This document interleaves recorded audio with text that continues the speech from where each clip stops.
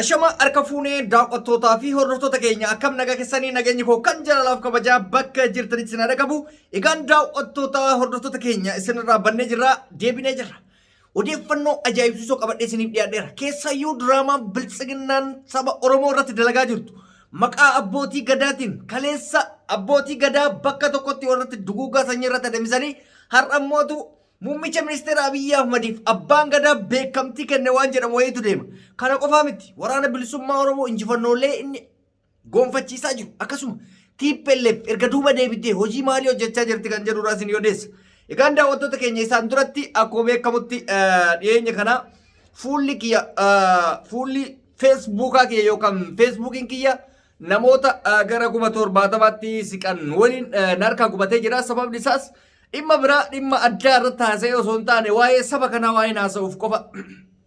Keessayyuu waa'ee waraana bilisummaa Oromoo kana irratti cichanii diinatu akkas godhee saniif gubatee hin beeku. Garuu maxxansi addaa tokko maxxansine akka namaa laayivii seenee yookaan immoo wanta adda addaatiif miti. Waa'ee abawoo kana qofa waan ani postotuuf na harkaa gubatee jechuudha. Kanaaf jennee ammas harkaan kennannu. Nuti waa'ee saba keenyatti nu yaachisa malee gubachuu Facebook yookaan gubachuun YouTube waa tokkollee nutti fakkaatu. Sababni isaa haqa saba keenyatiif bilisummaa saba keenyatiif haasofna jechuudha. Kanaaf namoonni akka tasaa achiin na hordoftanii Facebookii kee maal ta'ee biloogsii nu gootee waan ta'e jedhamu haasoftan an biloogsii hin goone Facebookii kootu na harkaa gubate guutumaan guututti jechuudha. Hordoftoota 70,000tti kan waliin. Kanaaf YouTube Facebook biraa banadhee wal hordofna. Egaan saniin kanafe waa'ee biyyattii keessatti dhiyeenya kana hanga tokko tasgabbiin hin jira. Haa ta'uti tasgabbii hammana jedhamu sana osoo hin taane akka duraa sanirraa gara jiddu galeessa siqee jira. Innis sababni isaa maaliifi waraanni Tplf gama Maqaleetti erga deebi'ee tarsiimoodhaaf waa hedduu gochaa jira. Ergasii dhukaasni tokko hin jiru. Garuu biltsiginnaan akka waan ammas tumaa jirtu injifannee jirraa maali jennee jirreedhaan. Waan isin ajaa'ibu keessaa waraanni Maqalee galee bakka gadhiisan san erga qabatanii booda waraanni Itoophiyaas dhukaasa dhaabe. Sababni isaa maaliif? Jara san akka hin injifanneen beeka. Wanti inni barbaadu Abiyyi gama jalaatiin jaarsummaa kadhachaa jira jaratti. Sinii galee biyya keessa Maqaleetti achi hin ceenu dhukaasa tokko sanitti hin goonu zanaa jedhaa jiraadhaa waliin taanetiin hin jiraanna waan jedhu wayiitu adeemsifame. Garuu wayyaanee waan sanii fudhattuu silaa akkas ta'e aanalleef gaarii nu hundaafu. Maaliif? Biyyi tun gaafa tasgabboofte Abiyyi aangorra haa ta'u malee lubbuun dhumaa jiru sun lubbuu miskiinota keenyatti. Barsaba keenya warri dhumaa jiru sun ilaalchisaa galuufi baatee wallaalaan kaachi dhaqu jira kan dirqamaan achi dhaqu jira. Obboleessi kee obboleettiin kee dirqamaan achi hin dhayine. Kuni waan baay'ee barbaachisaadha. Garuu wanni si aarsu kikibba propagaandaa biltsiginnaati. Kaleessa dheengadda karrayyutti nama 14,000 jechuuki nama 14,000 bakka tokkotti abbootii gadaa dabalatee fixanii har'a garuu nama ofii barbaadan bakka san kaayanii abbootiin gadaa beekamtii muummicha ministeera Abiy Ahmediif kenne yoo jedhan hin qaanfatanii. Kaleessa ofumaa maqaa shanee jedhuun sobaniitiin bakka isaan takka walgahii tokko godhanitti waan tokko siyaasa wayii osoo oofaa hin jirre miskiinnan abbootii gadaa ajjeesan. Abbootii gadaa ajjeesan jechuun Oromoo ajjeesan jechuudha. Maaliif? Oromoon sirna gadaatiin bula. Sirni gadaa du'e jechuun Oromoon hin jiru jechuudha. Oromoon gaafni injifatame gaafa sirni gadaa badeedha. Kun immoo akka waan sirni gadaa badeetti lakkaa'amuu qaba. Sababni isaa abbaa gadaatti hoogganaadha. Har'a mootuu deebisanii abbaan gadaa beekamtii Abiyyi kenne miira kamiin jettan xiqqoon qaanfattanii kaleessa shane ajjeese jettanii kijiba hin jirre ooftan waan argitee namni hin goone irra keessanii ofii keessanii abbaa gadaa fixxanii garuu amma deebisanii beekamtii Abiyyiif kenne gaafa jedhan namatti dhaga'ama. Ammoo warra achi jirtan suni maqaa abbaa gadaa fudhattanii abbaan gadaa isinirraa du'e akkamitti beekamtii kennitaniif? Kun gaafii guddaa. Yoo dhuguma kennitaniif kennaa fi rakkina miti. Garuu dhiiga abbaa gadaa sanii odoo hin gaafanne akkamitti har'a beekamtii kennitaniif kan jedhu yoo abbootii gadaa dhugaa san ta'e ilaalla. Sanuu natti fakkaanne yoo abbootii gadaa san dhugaa ta'e abbaan gadaa akkana sirni gadaa callisee akka ajjeeseef fira ta'ee hojii jiraata. Wanti gumaa jedhamu hin jiru. Wanti gaafatama jedhamu hin jiru. Nama dhibaa jechuudha. Isin galee beekamtiin isin kennitaniif kisaaradhaa kennitee fi kennuufi baattee silumaayyuu kuni waa'ee biltsiginnaati. Abbaan gadaa biltsiginnaa abbaan gadaa biltsiginnaati. Abbaan gadaa saba Oromoo garuu kan ajjeefame san waraana Oromoo ilaalne deemi waraani yaaniini waan jarri waraanan dhayneef qofa ajjeefamuun abbaan gadaa akkasiisan. Sinii galee kana jechuudha. Waa'ee waraana bilisummaa Oromootitti yoo deebine waraanni bilisummaa Oromoo Tplf miti ka fiigee biyya isaatti galu.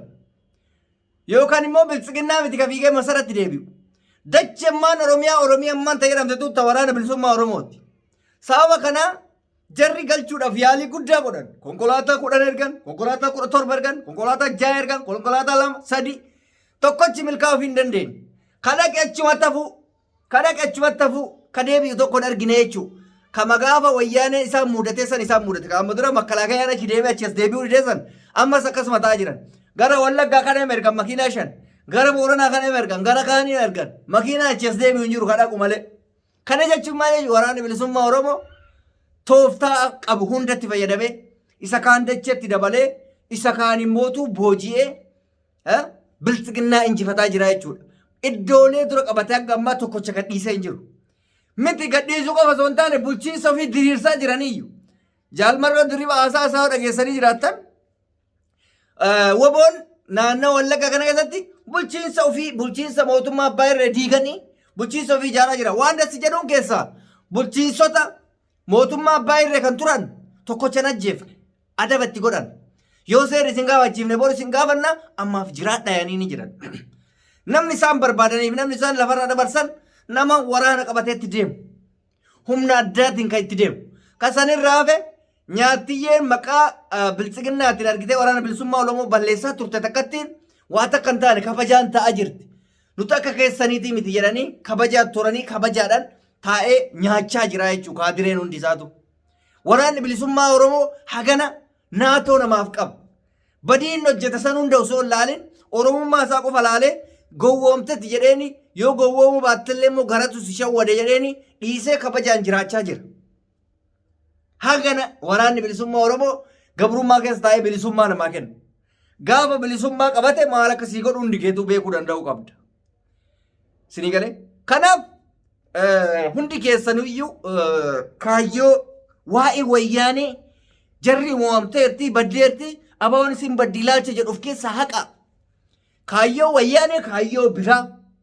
Humni wayyaanee humna biraa. Humni bilisummaa Oromoo humna biraa. Kaayyoon isaanis akkas ka biraati. Jarri galte jedhee abaawwan dirqama aangoodha wannoo gadhiisuu hin qabu. Magaalota qabate gadhiisuu hin qabu. Akkasumas immoo sodaatanii duuba deebii wanni jedhu wayii hin jiru. Abdii wayyaaneetii miti ka dura bosona galan. Namoonni tokko ilaalchi isaanii maali? Akka waan wayyaaneen baadhattee deemanii jirtu fakkeessitan. Laa! Carraa kaayyoo isaanii walitti fide malee akka tasaa karaa irra deeman tol fakkaata ta'e walitti fide malee wboonis uummata Oromoo abdatee bosona seen Tplfis Tigree ofii abdattee seente malee abaaboo abdattee seen abdii wanni jedhamu wayii walirra hin jiru jechuudha. Kana harka dhuunfaa kiyyaatti wayyaanee diina waan na wajjaleeluuf ayizachuu abshir jedhaan malee dantaa irraa hin qabu. Bineensi bineensuma. Biltsiginnaanis bineensa Tplf illee bineensa. Waraanni bilisummaa Oromoo bineensa wanni na jechisiisuuf hin jiru dhiiga kiyya. Yoo inni rakkoo fidee dhufe hin falmatta bifa haarayaan waan rakkita ilaa bari namni tokko abbaan kiyya bulchee na gabroomsuu danda'a hin beekamu. Garuu hanga ammaatti kaayyoo fi ilaalchisaa ka gabrummaa osoo hin taane saba Oromoo kana bilisa baasudha. Sii galee? Danta aangoo sodaate aangoo gadhiisee aangoo qabatuu hin danda'a. Namoota meeqatu waraana bilisummaa Oromoo keessaa deemee bilisiginnaa keessatti aangoo qabu. Ani waraana kana sirraa dhaaba aangoo naa kennuu jedheen bara biyyi fuudhee waraana wannoo abbaa fedheen godha. Ministeera abbaa fedhee gochuu hin danda'a. Kana jechuudha. Kanaaf ilaalcha xiqqeenyaa sana of keessaa baasnee tumsa woboof barbaachisu taasisaa. Akkasuma woboo cinaa dhaabbachaa odeeffannoo isaaniillee yeroo daddabarsinutti bifa miira bareedaa ta'een simachuu danda'uu qabdan. Ilaalcha wayyaanee san of keessaa haqa. Wayyaaneen dhuftee Abiyyiin hojii waraan taa'alee wassaalee rakkoo qabu kootta. Lakkiin gala maqalee kennatti gala. Rakkina qabu. Dachee itti as deemaa jirtan ta'u Oromiyaa waan ta'eef durumaa booddee kennarra walitti bu'uu waan hin oolleef hafa. Maafi mushkila. Ilaalcha akkasii ofirraa haqa. Wayyaaneen nuu dhufti maal warri keessa jiru jiraat haqa. Wayyaaneen haa dhuftu haftu. Mirga isiitti kennineef guutuun guututti. Dachee Oromiyaatti waan dhufaa jirtuuf yoo haftee numaan wayyaayyu. Nuti mootummaa kana waliin cabsinaaf malee isiin dhuftee nu haa bulchituuf namni guyyaa tokko dubbate hin jiru. Odoo isiin kan nu bulchuuf dhuftu taate guyyaa dura ana tokkana jedha. bilisummaa feete qabattee waan dhufu hin amannu jechuudha kana booda baada. Haalli jiru kana fakkaata.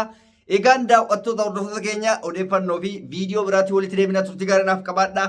An reedii Adam TV namoonni chaanaalii kiyya faarii taatan subscribe gochuun maatii keenya dabalamaa turtii gaarii naaf qabaadha. Kabajaa fi jaalala guddaan isinii qaba nagaatti.